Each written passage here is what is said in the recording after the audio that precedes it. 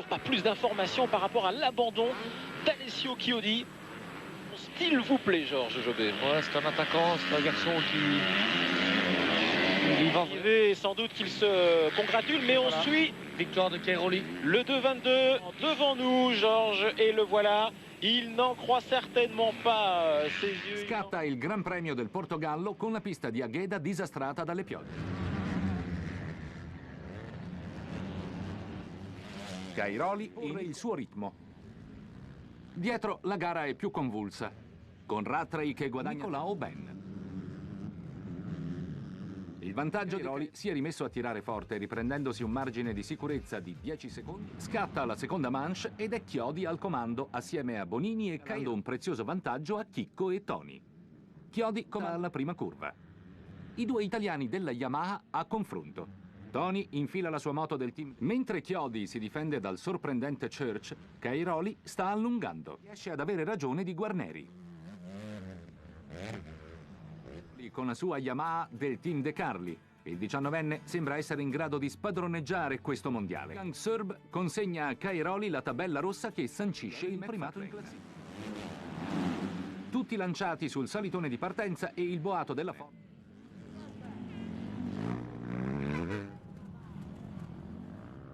Con il polso dolorante, Tonino Cairoli stringe i denti e continua a tenersi di carattere.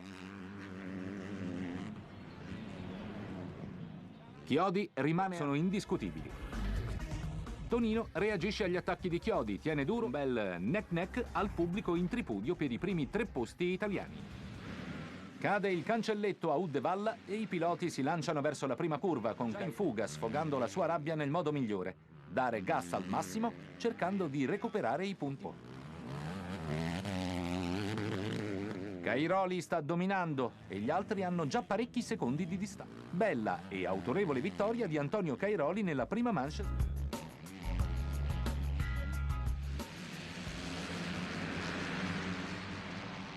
Al secondo via, di nuovo Chiodi. Cairoli si ritrova ancora una volta a rimontare, anche se da molto più avanti che nella prima manche.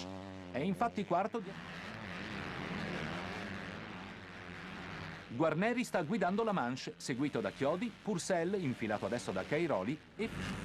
Cairoli supera Guarneri standone accuratamente a distanza ed è secondo. Manche e Gran Premio. Cairoli lo ha quasi ripreso nel finale, ma non basta.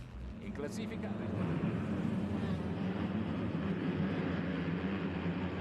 Dietro ci sono Chiodi, McFarlane, Maschiu, Melot, Seistola e Purcell. McFarlane e Maschiu che precedono la Honda SRS di Seistola.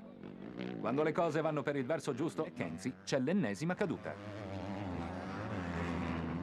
Melot ci prova fino all'arrivo. C'è anche la seconda manche e di conseguenza naturalmente il Gran Premio.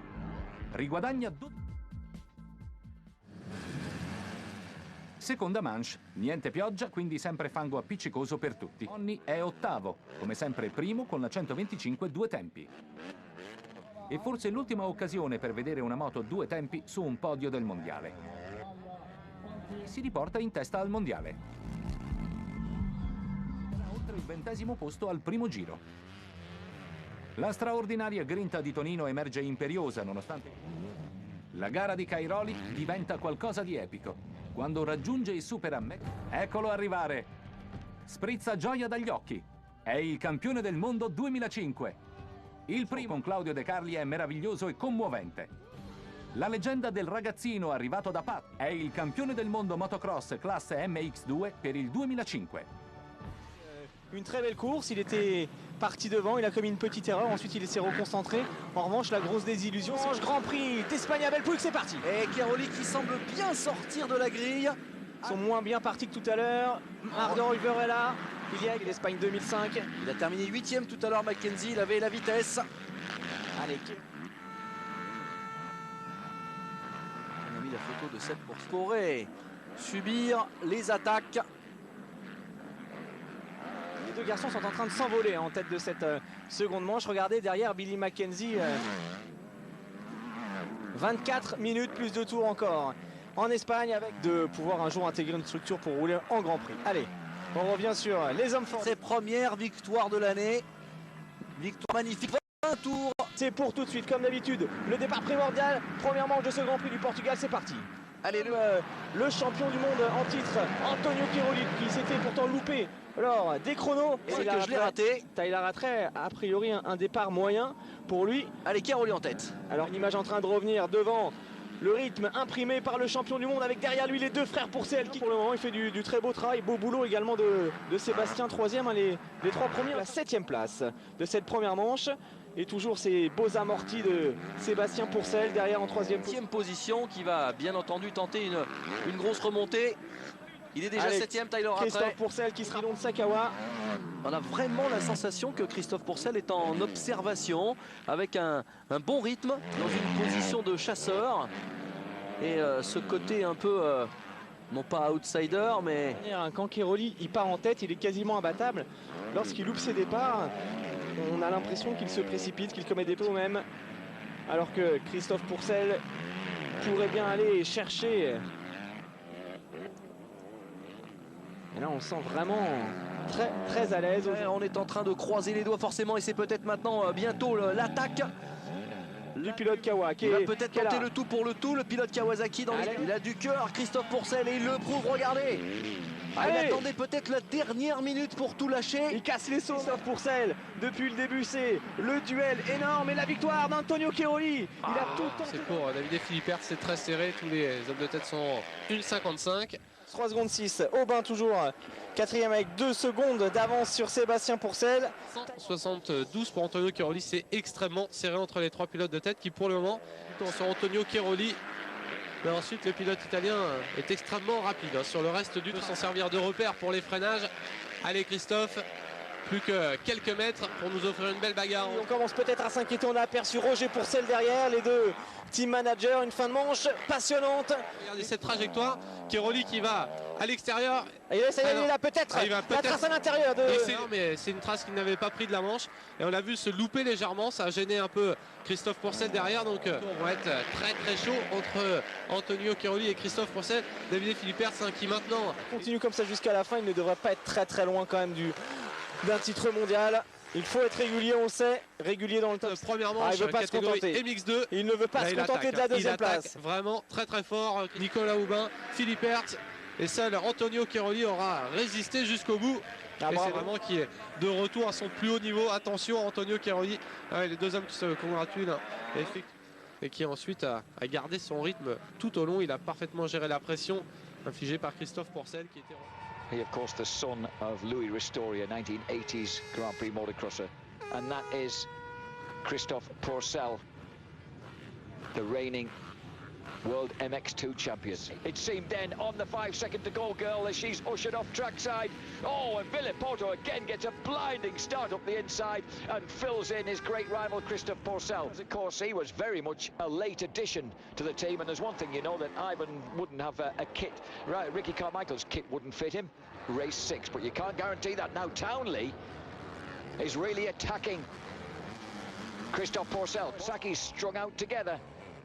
And Villopoto needs no target, and at the moment the Yanks lying first. And for the New Zealanders, he's down in 20th place. The Americans just don't have a weak link. We thought it could potentially be Ivan Tedesco, their late substitute, but somehow I think not. That was number 38. The skimpy little Sicilian star. And once again, it's the 250F guys who are at the front. Tedesco leads on the big Suzuki, but look at this. Pourcel, Townley, Villopoto, Cairoli. Champion, what a setup. And here's Villopoto beginning to attack the far from race fit Ben Townley, but BT is determined. Christophe Pourcel in second place. For Honda, he's riding for Italy. The MX3 guys, we didn't think they'd be on the same planet as these MX2 and MX1 stars, realistically. And look at that. They are simply the 4 fastest MX2 riders on the planet right now. The World 500cc Motocross Championship in 1957. Cairoli looks very, very keen to get past Villopoto, number 2. Cairoli riding an unfamiliar number 3. Villopoto is now pressing Ben Townley hard. And he's just opened up a small gap over Cairoli.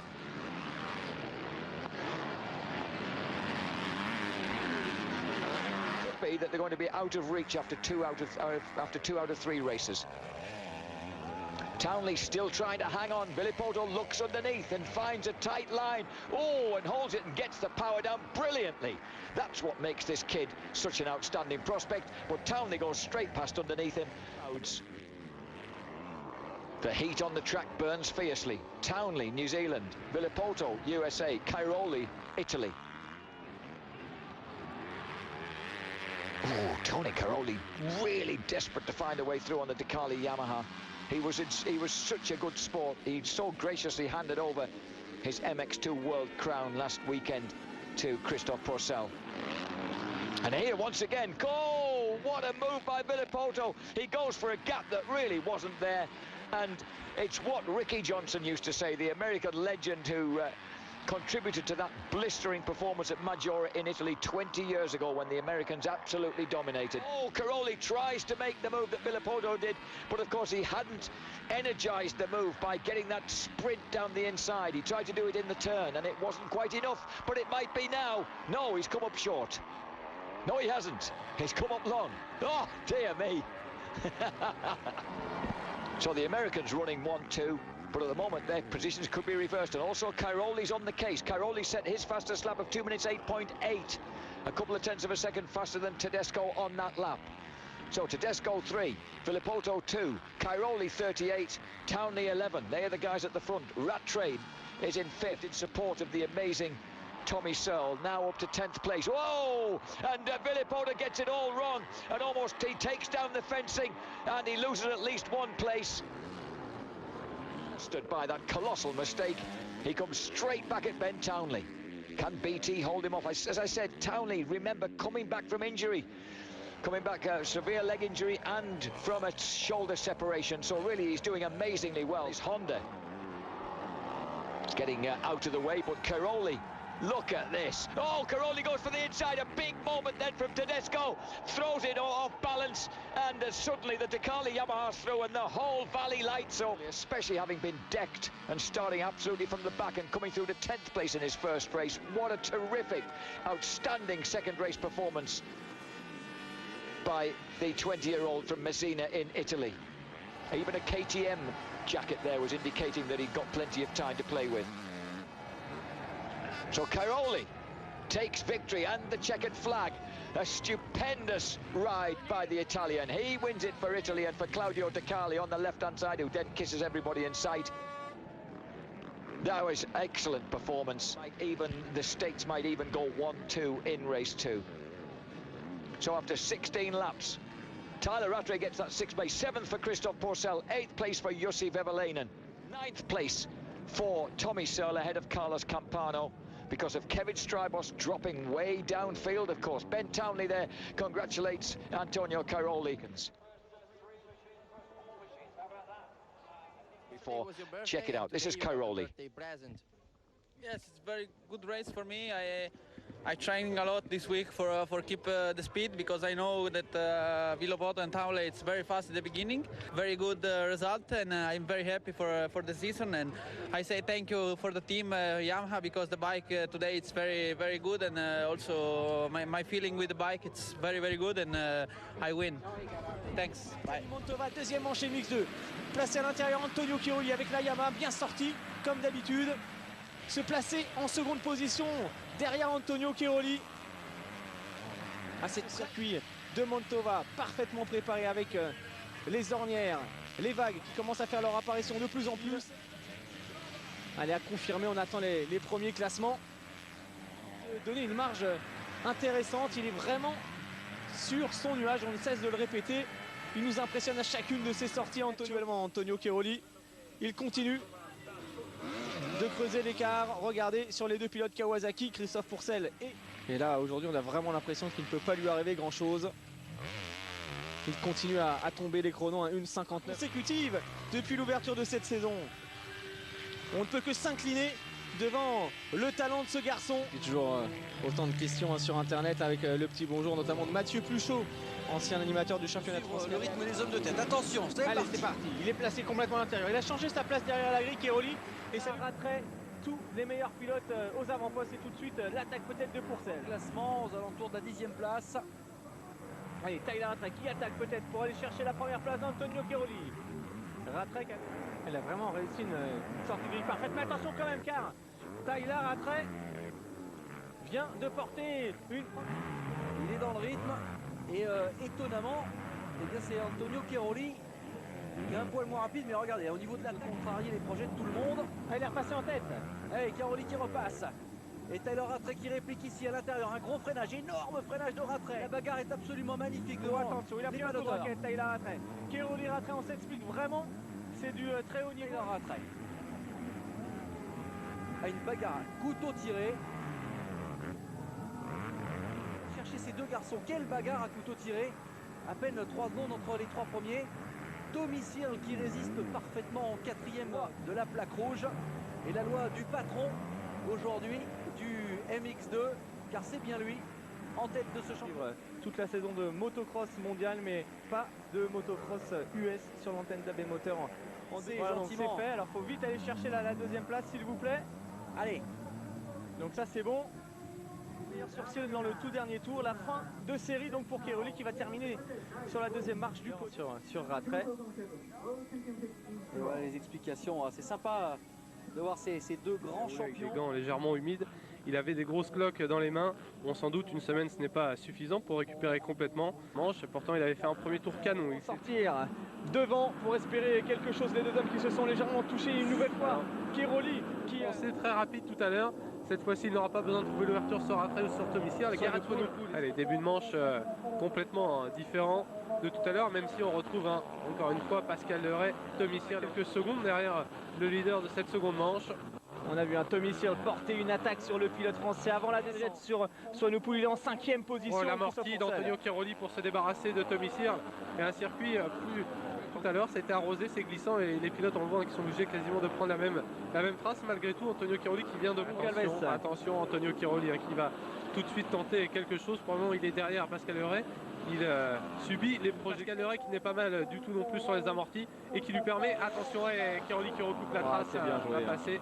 C'est bien joué de la part d'Antonio. Il a débuté sa collaboration avec le team lors du Grand Prix d'Allemagne et depuis c'est clairement d'excellents. Il va arriver, le pilote Honda, il est là, il n'est pas loin, il n'est pas très loin derrière.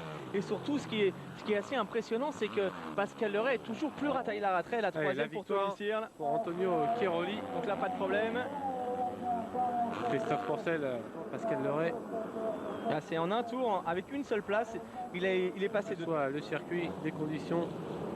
Le départ, il l'a dit tout à l'heure, il a quand même bien puisé dans ses réserves physiques et en cas d'un nouveau mauvais départ, la remontée serait peut-être pas la même. C'est parti. Il est pas mal, Antonio Cairoli il est là en bas de la descente, le gros freinage, il est tout de suite second. C'est Mathis Stolar, semble-t-il, qui a réussi le meilleur départ, le Finlandais. Je pense qu'il y a un bon départ pour probablement Anthony Boissière, j'ai l'impression. Antonio Cairoli, le pilote italien qui passe à l'extérieur, ça y est.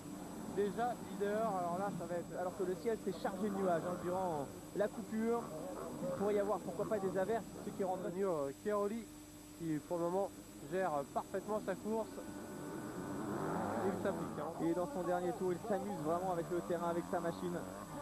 C'est fait, donc victoire d'Antonio Cairoli, vainqueur de cette deuxième manche. On attend vraiment de voir qui va terminer sur la 3e marche du podium. Searle, le vainqueur, puis... 3e place pour Marcus Schiffer. On a vu un superbe début de manche du coéquipier de Pascal Leray. Elles vont tenter de se rattraper, c'est parti. Allez, avec Cairoli en tête, Garnieri est bien parti également. Grand Prix lui aussi, mais attention, comme balle de Tommy Searle, Christophe Pourcel et Antonio Cairoli. Cette fois-ci, pas de problème.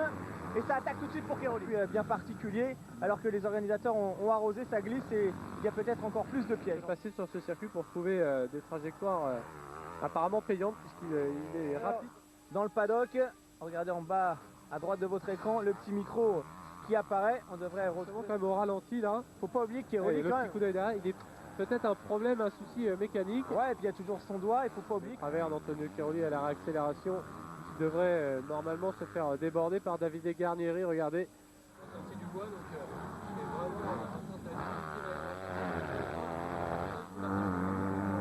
vraiment souvent second, troisième en tête et bêtement. Attention, Cairoli qui a failli. Les derniers tours très chauds dans cette manche MX2, effectivement. Garnieri qui semble maintenant décrocher pour la victoire. Cairoli qui est vraiment dans la roue à Christophe maintenant. Ouais, d'autant que Antonio Cairoli, la dernière fois, il s'est fait battre de justesse par Nicolas Aubin, par un Français. Dans les derniers mètres de course pour revenir en contact de Christophe Pourcel. Cairoli, Pourcel qui chute de la première manche. Il est revenu au contact, il va pouvoir tenter peut-être quelque chose en sortie de voie. On a vu pas mal de Christophe Pourcel qui va devoir fermer l'intérieur, fermer les portes impérativement. Allez, Pourcel il attaque, on le voit bien amortir ses marches en montée. Ça peut le faire pour Christophe. Deuxième manche face à Antonio Cairoli. Attention, le saut d'arrivée, pas commettre d'erreur. C'est bon, c'est Christophe Pourcel. Bravo. Très heureux de ça. Il y a Adrien Lopez. Et puis en parlant de SX, on peut en profiter pour annoncer d'ores et déjà le fameux SX de Brinon. Rien n'est fait, c'est parti pour cette deuxième manche. Billy Mackenzie, Strybos, Billy Mackenzie qui a chuté. Steve Ramon est deuxième.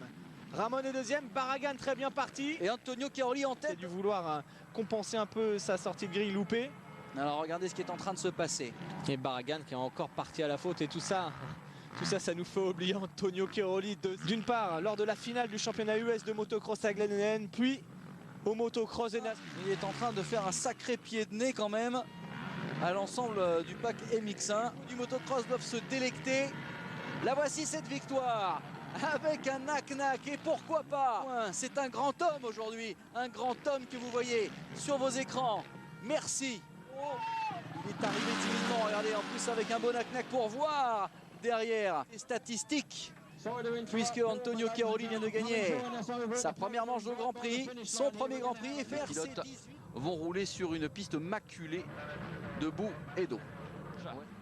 L'avant des motos, et c'est parti, ça sort pas mal pour le pilote Yamaha à l'intérieur. Et c'est Nicolas Aubin, le petit Français qui avait gagné son premier Grand Prix il y a de ça 3 semaines. Les deux pilotes Yamaha se connaissent bien, ils se sont déjà affrontés à la régulière avec la victoire.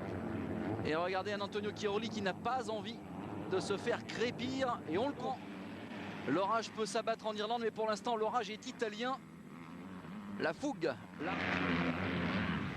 sa plaque de champion du monde, je n'osais pas le dire, parce que dans quelques mètres, Antonio pourra transformer cette plaque et d'une attaque de tous les instants. Le voilà, le champion du monde, Antonio Cairoli, avec les banderoles, avec le team. Et regardez le drapeau tenu par l'Italien sur Rubis Goncalves. Et quatrième, Gauthier Paulin, on le signale parce que c'est vraiment une magnifique.